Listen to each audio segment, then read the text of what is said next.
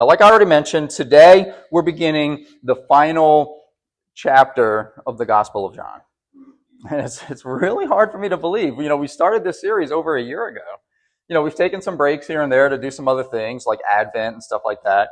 But it's been over a year, which it just boggles my mind that it's been that long. But here we are. Here we are. And I'll tell you now, chapter 21, which is the last chapter, chapter 21 is, in a lot of ways, it's kind of like an epilogue to the gospel. And what I mean by that is the main action, the main things that John was trying to show us, the main story has basically concluded at this point. But there's some loose ends that he wants to tie up, that he needs to tie up, and there's some things that he wants to show us. And that's what an epilogue kind of is. One of the definitions, I was looking through some definitions, and one of the ones I found really helpful, especially for this account that we're going to look at today, is this is a definition. It says, a later event that illuminates or reinforces the significance of an earlier set of events. And I think that's very fitting, and I think that's very good for what we're going to be talking about over the next 2 weeks, because over the next 2 weeks, we're going to see a whole lot of callbacks, a whole lot of throwbacks to things that have already gone down during Jesus's ministry. A whole lot of Easter eggs, a whole lot of references, callbacks, throwbacks, whatever you want to call them, but they're going to be coming fast. They're going to be everywhere. And I'll point those out to you as we go, but at its heart, what I really want you to understand is that this is a chapter that is all about restoration. That is what this is about. Restoration. Restoration of fellowship, restoration of faith, and restoration of focus. Those are the three big restorations, levels of restorations we're going to see. We're going to look at the first of those today, the restoration of fellowship. We'll look at the other two next week when we close it out. But the gist of it is, there's basically a couple of trains that have derailed. There's a couple of trains that have gone off the rails. And in this account, Jesus is about to put those trains back on the rails. And that is what we're going to see throughout chapter 21. And just like the 5-star host that he is, Jesus in this account is going to be opening up a little bed and breakfast a little bread and breakfast out by the lake. And he's going to be inviting the disciples to come to that bread and breakfast. And he's going to invite them to come out there, and it's there that they're going to experience the restoration that he has promised them and that he is more than willing to grant to them. And they're going to learn about this restoration firsthand. That's what they're going to do. Because what I'm arguing today, because of the restoration that Jesus offers, what I'm arguing today is we can always get back after every setback. That's the idea here. We can always get back after every setback. So if you haven't done so already, would you please join me, flip with me in your Bibles to the Gospel of John, chapter 21. Today our text is going to be verses 1 through 14. Would you read with me? It says, "After this, Jesus revealed himself again to the disciples by the Sea of Tiberias. And he revealed himself in this way. Simon Peter, Thomas, called the twin, Nathanael of Cana in Galilee, the sons of Zebedee, and 2 others of his disciples were together. Simon Peter said to them, 'I am going fishing.' They said to him, 'We will go with you.' They went out and got into the boat, but that night they caught nothing. Just as day was breaking, Jesus stood on the shore. Yet the disciples did not know that it was Jesus. Jesus said to them, 'Children, do you have any fish?' They answered him, 'No.' He said to them, 'Cast the net on the right side of the boat, and you will find some.' So they cast it, and now they were not able to haul it in because of the quantity of fish. That disciple whom Jesus loved therefore said to Peter, 'It is the Lord.' When Simon Peter heard that it was the Lord, he put on his outer garment, for he was stripped for work, and threw himself into the sea." He didn't jump in, he threw himself into the sea. Verse 8, "The other disciples came in the boat, dragging the net full of fish, for they were not far from the land, but about 100 yards off. When they got out on land, they saw a charcoal fire in place, with fish laid out on it, and bread. Jesus said to them, "Bring some of the fish that you have just caught." So Simon Peter went aboard and hauled the net ashore, full of large fish, 153 of them. And although there were so many, the net was not torn. Jesus said to them, "Come and have breakfast." Now, none of the disciples dared ask him, "Who are you?" They knew it was the Lord. Jesus came and took the bread and gave it to them, and so with the fish. This was now the third time that Jesus was revealed to the disciples after he was raised from the dead. So we're going to look at this account today in three sections. We're going to start by focusing on verses 1 through 3, where we see the Lord's brothers straggling. That's what we see here. Now, I want you to keep in mind that several of the disciples, several of them, including but not limited to Peter, Andrew, James, and John, had been commercial fishermen before they laid down their nets to go and follow Jesus. We saw that back in Luke chapter 5, when Jesus first called them to lay down their nets and come and follow him.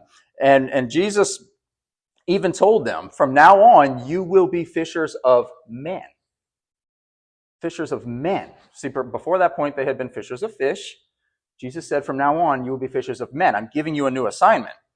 In Matthew 19:27, very famous passage, Peter, that's the verse where Peter even says, "We have left everything to follow you."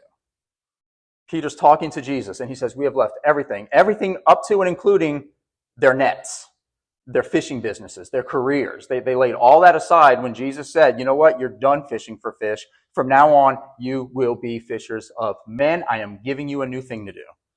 He redefined their purpose, their life, their career, every aspect of who they are. He redefined it, and they left their nets and they followed him. Well, as it happens, you may be wondering, you may wonder sometimes, what does a disillusioned Christ follower do when they when they walk away from the faith, or when they walk away from the church, and they just step away? What is it that they do in those circumstances?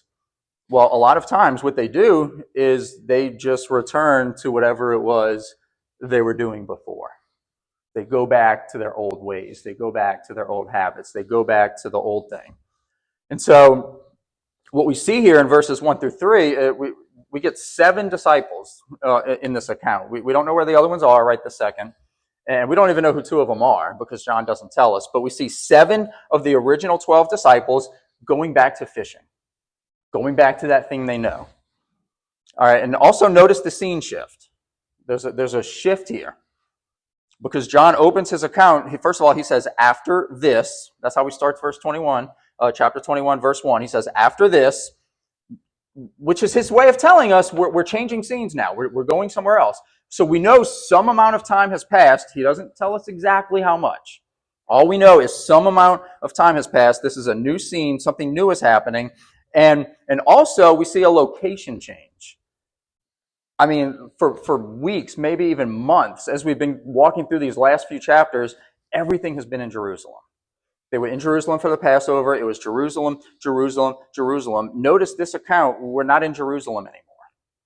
All right, it says they went fishing on the Sea of Tiberias, which is just a Roman name for the Sea of Galilee.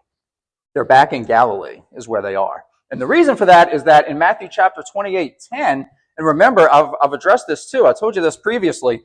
The Gospels are eyewitness accounts to Jesus. And like every eyewitness account, when you interview multiple witnesses, this guy might say something that this guy doesn't say. And that's just how testimony works. And what you do when you're putting eyewitness testimony together is you're trying to get all the details. And so I told you, when we put the Gospels together, we get this full picture, this rich picture of Jesus and his ministry, and we call that harmonizing the Gospels. Especially when we use a detail in one Gospel to help explain something that happens in another gospel that otherwise we don't know why. And this is one of those cases, because you would wonder, why are they in Galilee? They were just in Jerusalem. Why are they back in Galilee? Well, in Matthew 28:10, during one of Jesus' post-resurrection appearances, we don't see this in John, we see it in Matthew, Jesus tells them, return to Galilee and wait for me there. I'm going to appear to you there. So that's why they went there. They were obeying. They were listening. So they did what he said. And now they're back in Galilee. They've traveled. It's about 100 miles away from Jerusalem. It's probably a little safer for them too, because I'm guessing things in Jerusalem are still a little unsettled. So they're back in Galilee now. But you have to imagine, okay, we're here, but they still have no idea what's going on. They still really don't know what's going on. They don't know what the future holds. They don't even know when Jesus is going to show up. They don't know any of these things. And I don't know if that sounds familiar to anybody in here, but it sounds familiar to me, because that could be me 99% of the time, right? I don't know what the future holds. Half the time I don't know what's going on. I can't just explain everything that happens in the world all the time. I don't always understand why things are happening. Neither do you. We don't know what the future holds. And we're still waiting for Jesus to come back, not knowing when he's going to show up. So all of these things are true for us, just like it was for them. And you know what? Sometimes when people are in that condition, and that's their situation, sometimes they get a little listless. Sometimes they get a little restless. Sometimes they start looking for other things to do.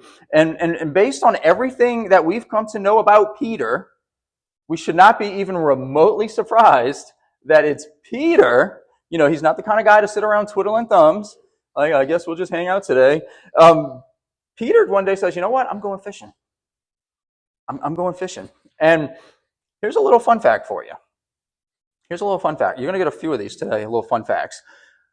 Of all the stories in the Gospels where we see the disciples fishing, and there's many, all the stories that have to do with them fishing, do you know that there is not anywhere in any of the Gospels, there's not ever a place where they catch one fish without Jesus helping them? Not one fish. You never see them catch a single fish anywhere in the Gospels without Jesus helping them. I don't know if you've ever noticed that. Now here's another fun fact for you. Jesus could have appeared to them at any time. He could have showed up immediately. He could have filled their nets the night before. But he didn't. He let them toil away all night and catch absolutely nothing. He allowed that to happen. And hopefully you've caught this by now. But Jesus tends to be very intentional about when he does things and why he does things. He's not arbitrary. If Jesus waited till morning, he had a reason for that. He did things on purpose. So what then? You mean to tell me he did that to them on purpose? He let them toil away all night on purpose? Well, first of all, let's just be clear. Jesus didn't do anything to them, right? They chose to go out on the water. They chose that. Am I correct? You know, it's kind of like how I like to keep reminding y'all how God doesn't send anybody to hell. That's another. I try to take every opportunity, because that is to this day one of the number one critiques I hear skeptics make still today when I'm talking to them. And up until just a few weeks ago, somebody said it. I can't. I don't know if I can get behind the idea of a God who would send people to hell. And so I keep reminding you, because I need you to understand this so that A, you understand it, but B, you can explain it to other people. God doesn't send anybody to hell. Every single person who ends up there is there because of choices they've made. Right? People that end up in hell, it's because they made certain choices. It's because they did not respond to the gospel when it was presented to them. People send themselves there. God doesn't send anybody there, and Jesus didn't do this to them. Jesus didn't make them go out on the water and toil away all night for no reason. But yes, it seems pretty clear that Jesus waited to reveal himself till morning. He waited, and he did it on purpose. The question is why? Why did he wait that long? Well, I would argue it's probably to remind them and to remind us by extension that all of our best efforts, and they needed time to wrestle with this, but all of our best efforts apart from him will always result in an empty net. And sometimes you just have to toil away all night and then pull up an empty net for that to be clear. Sometimes you get the point better when you have to walk through it for a hot minute. And so he let them experience that. But thankfully, because of the restoration that Jesus offers, we can always get back after every setback. And that's what starts to become more obvious as we then move into verses 4 through 8, where we see the Lord's beckoning sent. We see the Lord's beckoning sent in verses 4 through 8. First of all, notice the time of day when Jesus finally appears to them. It's at daybreak. It's at the break of dawn, just as the sun is starting to come up. And we get some details here. Maybe it's because the boat was 100 yards from the shore. Maybe it's because the sun is just starting to come up and the light's not that great yet. Maybe it's for some other reason. But the disciples don't recognize him when he shows up. They don't know it's him, which is exactly what happened last week we saw with Mary Magdalene. She did not recognize Jesus either. And I told you that's a theme that we kind of see in the Gospels. Notice also that before Jesus does anything for them, first he makes them admit that they couldn't produce any fish on their own. I don't know if you catch that, but the first thing he makes them do before he lifts a finger, hey, do you have any fish? He makes them say it. Nope. We toiled away all night and we didn't catch a thing. He makes them say it. We see that in verse 5. But then, after they've admitted their inability, then he on his command, they cast that net one final time, don't they? One final time. They cast it, and the net became so full of fish that they couldn't even pull it in. They couldn't even pull it out of the water. They were wrestling with it. Now here's a question for you. Think about this for a second. How many times do you suppose they cast that same net into the sea the night before? How many times do you suppose they cast that same net into that sea over and over and over and watched it come up empty? And what must have been going through their minds when he said, why don't you just throw it on the right side of the boat? Because here's the thing. 20, 30, 50, 100? I don't know. I don't know how many times you think you could cast a net and pull it up over the course of a whole night. Because here's the thing. I don't know what picture you get in your head when we talk about the disciples being fishermen. But one thing I can assure you, and this is one of those situations where just understanding the culture really comes in handy. Fishermen in Jesus' day, they didn't sit around in a boat holding a rod in their hand and eating beef jerky. It wasn't a very relaxing thing. They weren't just sitting there soaking in the sun and talking about random things. It was very hard work to be a fisherman in the first century. The way that they fished, first of all, get rid of the idea of a fishing pole completely. The way that they fished was they took a massive net, and this net could have been as wide as 20 feet in diameter, this big old net, and that net, by the way, is all lined around the perimeter of it. It's weighted with these weights that are either lead or stone to weigh it down, so that when they would throw it, it would sink. And what they were hoping for was that as it sank, it would catch some fish.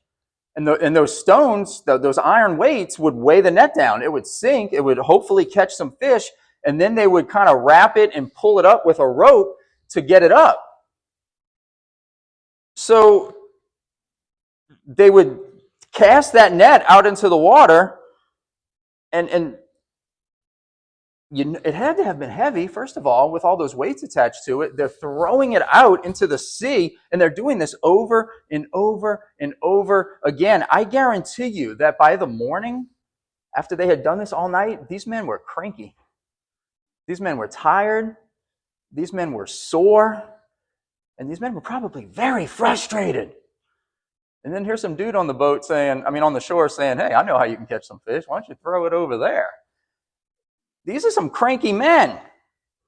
And here's another thing. The reason they fished at night and not during the daytime was because A, at night, the fish tended to come up closer to the surface of the water, so you had a better chance of catching them. And B, at night, the fish had trouble seeing the net, and so they were less likely to run from it when they saw it hit the water, and which also made them easier to catch. So do not let it be lost on you that 7 disciples, with their best efforts, at the best time of the day for fishing, yielded nothing, while Jesus easily filled the net with no effort whatsoever at a much less ideal time of the day.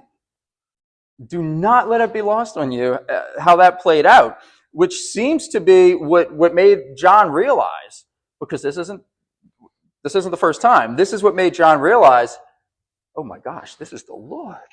He said gosh, by the way, so he wouldn't have said anything else. But he, oh my gosh, this is the Lord. And he whispers it to Peter, and the light bulb goes off that this is the Lord. Because, again, here's another fun fact.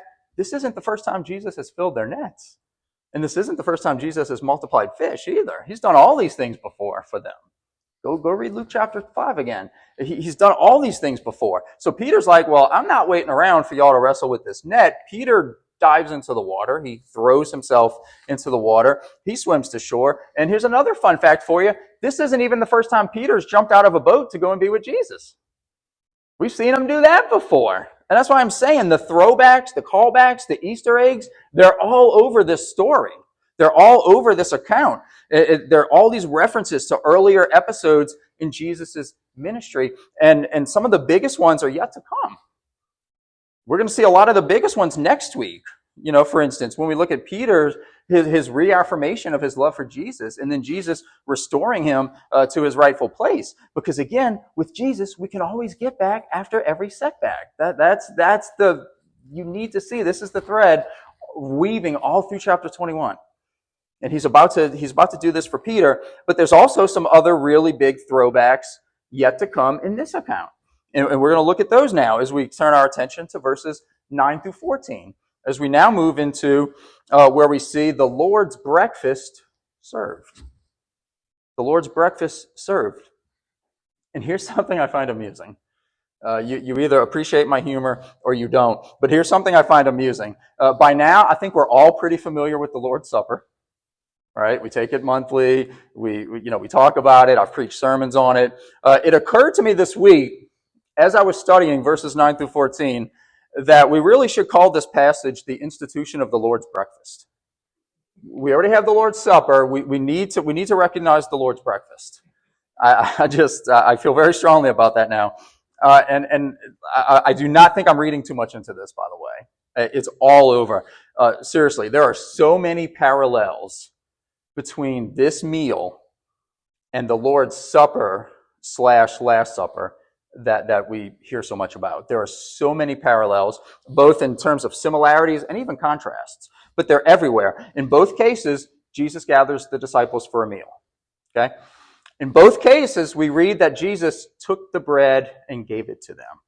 We see that line in both accounts. In both cases, the meal took place right before a major transition in Jesus' ministry, right after something big had happened and right before something else big was happening. But there's also some big contrasts.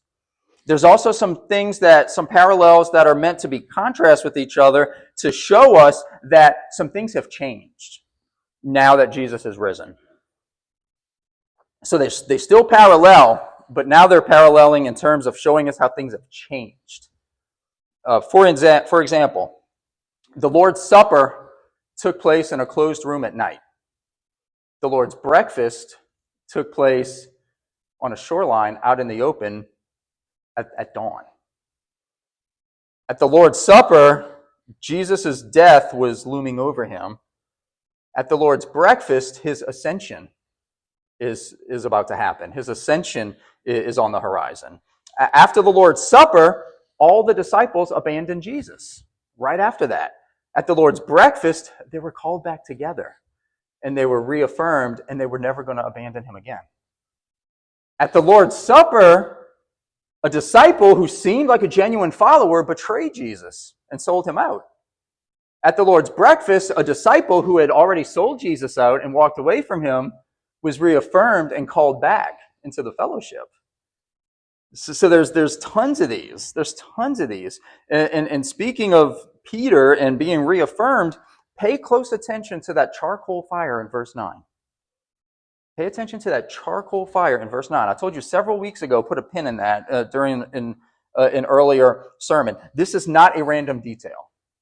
This is not a random detail. Go back this week, please, reread John chapter 18. Look for the words charcoal fire. Pay attention to what's happening. And I'm telling you, this will be a huge point for next week's message. We'll cover that next week when we get more into Peter. But pay very close attention to what's happening in John 18 with the charcoal fire, and then come back and look at this passage with the charcoal fire. And let me say this too. A lot of people want to know, what's with the 153 fish?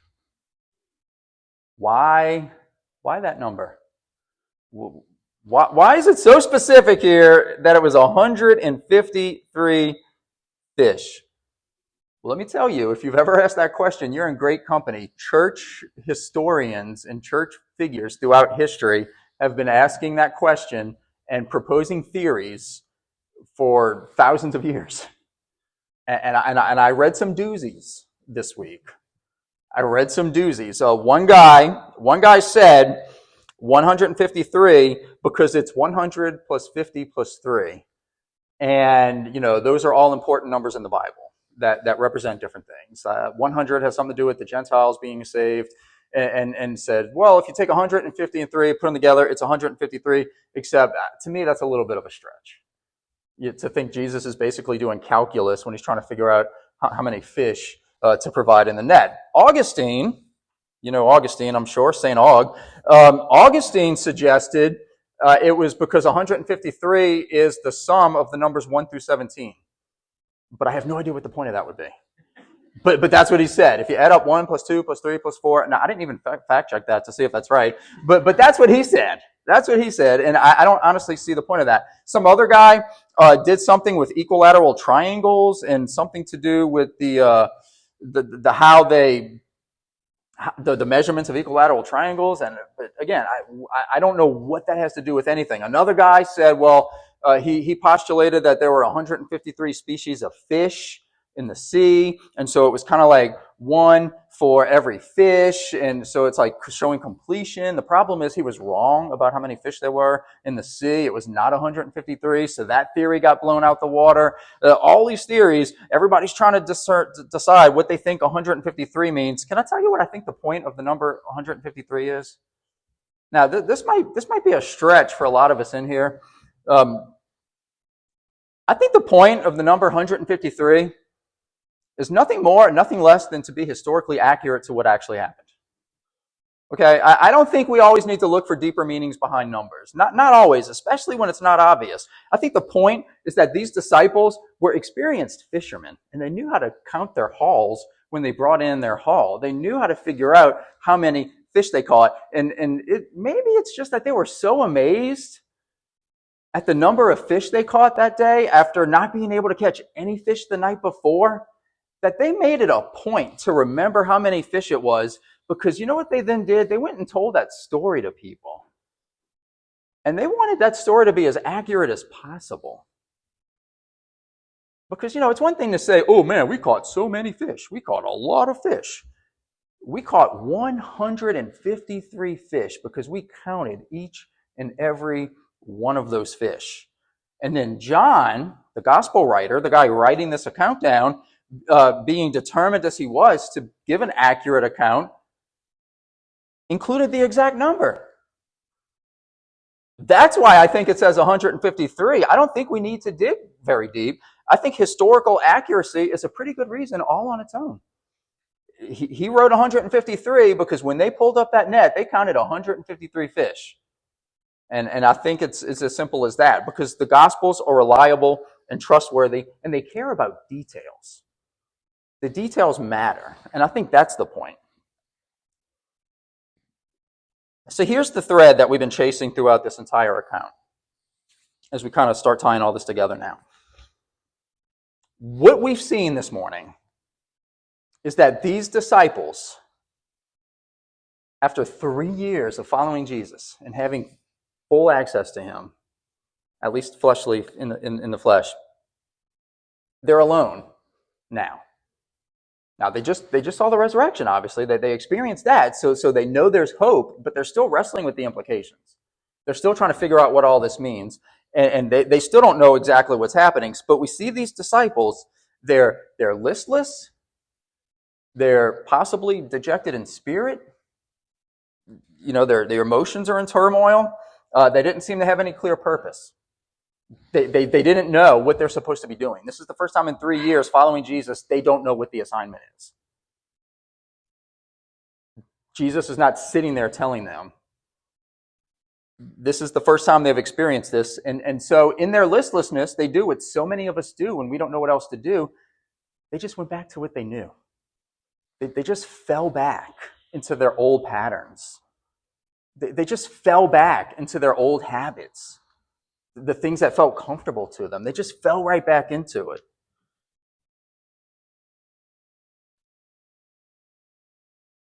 And they took up the very same nets that Jesus once told them to put down.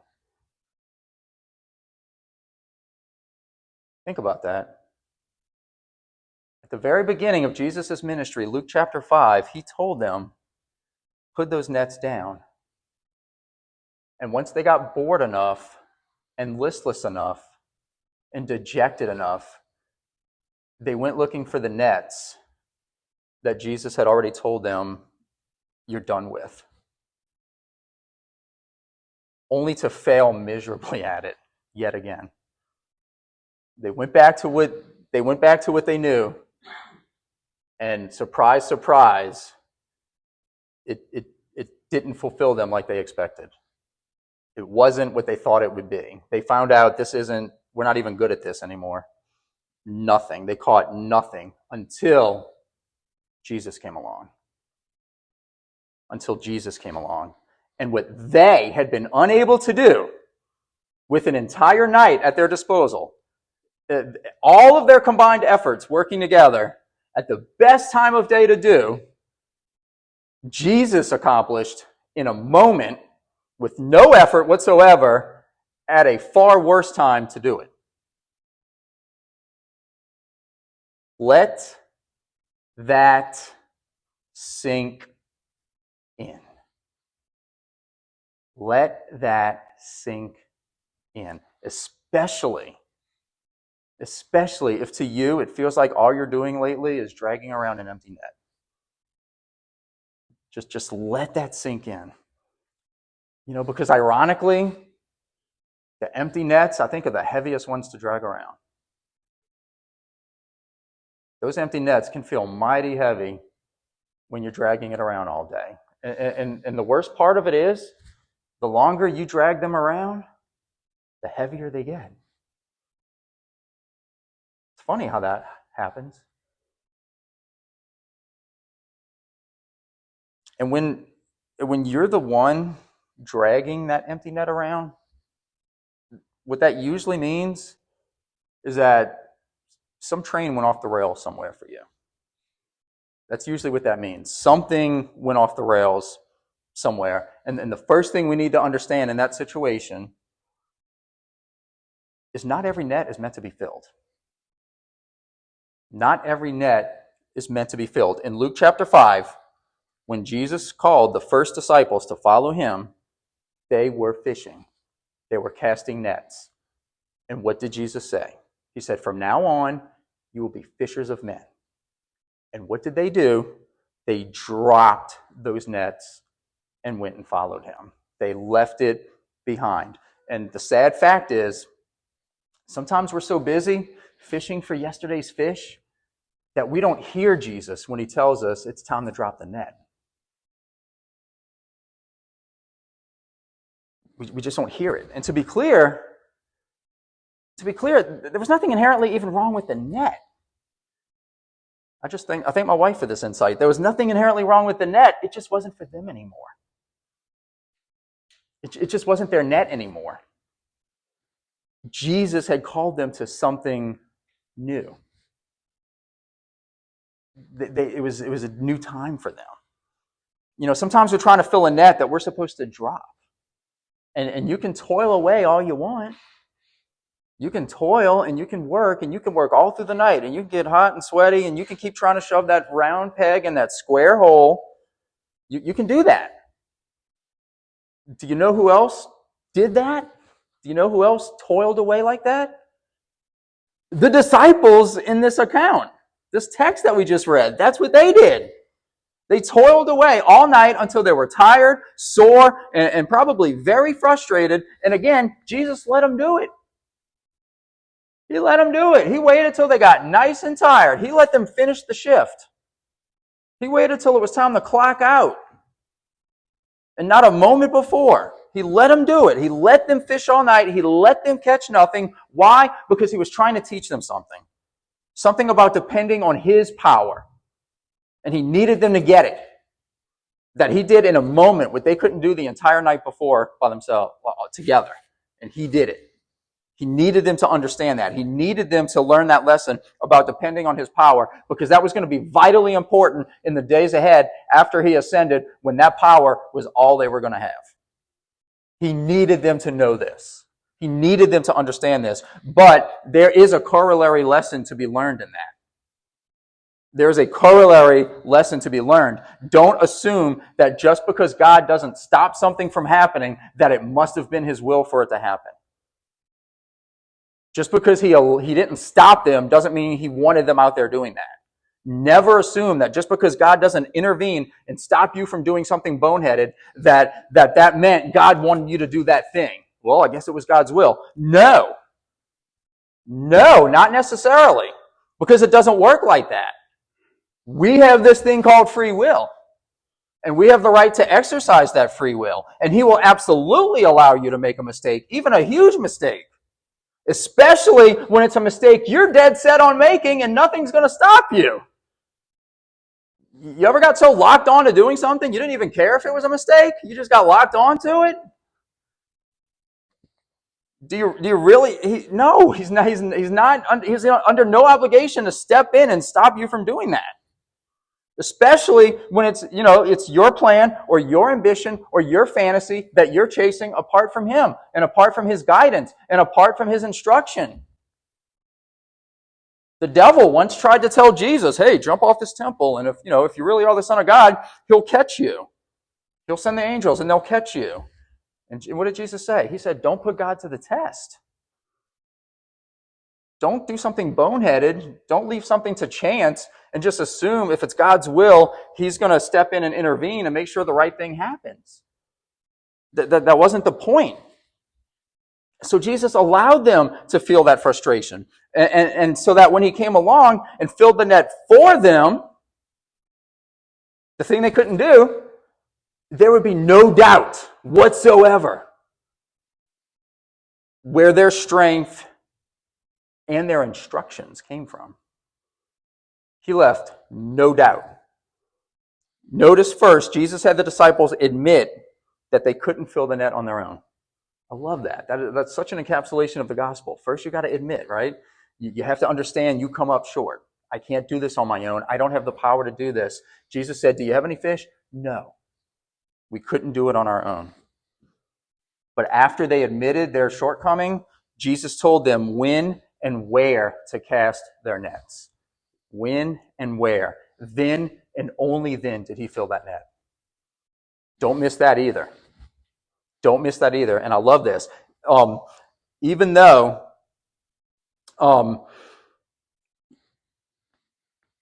they had been previously asked to drop the nets, he came back to them where they were and he worked with them.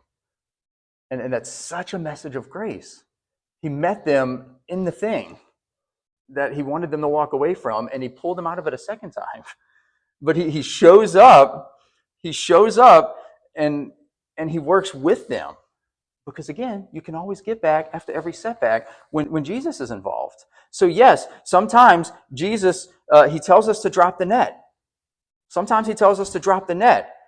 But even the ones he doesn't, even when he doesn't tell us to drop the net, the nets that he tells us he's going to fill, we still have to fill them the right way. And that means listening to his instructions. So we drop the nets that he tells us to drop, but the ones that he's going to fill, we still have to get them filled according to his directions. He told them the when and the where. He told them the when and the where. Because it was at a specific moment he showed up and not a moment before. That was the moment he said, I'm going to fill the net. That was the moment he showed up on the shore. And then he gave them a specific instruction. He told them where to cast the net. Not on this side, not back here, not over there. He said, cast it here. So we got to drop the nets he tells us to drop, but the nets that he tells us to cast, we have to cast the way he tells to cast. We have to follow his instructions. We let him decide that. And I love this. Even after everything that already happened, even though all of this goes on, and then they pull the fish up, and I don't know if you caught this little detail or not. We see this in verse 9. Jesus already had fish. He didn't need their fish. When they showed up, he had the charcoal fire going. He already had fish on it. He didn't even need the fish. But he showed them something. But then the best part to me is that he invited them there at the end to add their fish to the fish he had already provided. You see that? He said, go and get your fish. And he invited them to go get the fish. The fish that he helped them catch, by the way. Oh, those fish that I caught for you? Go ahead and bring those over. Go ahead and bring those over. And then they took what he provided and gave it back to him to do with as he saw fit. That is such an amazing gospel application there. They took what he provided and gave it back to him to use as he saw fit. Do you want your net to be full? Do you want to stop dragging around empty nets all the time and feeling those same frustrations? My argument to you this morning, drop the net that Jesus says to drop, first of all. If he said drop it, drop it. The net that he says to cast, you cast that net where he says to cast. But make sure you cast it when, where, and how he tells you. Make sure you do that.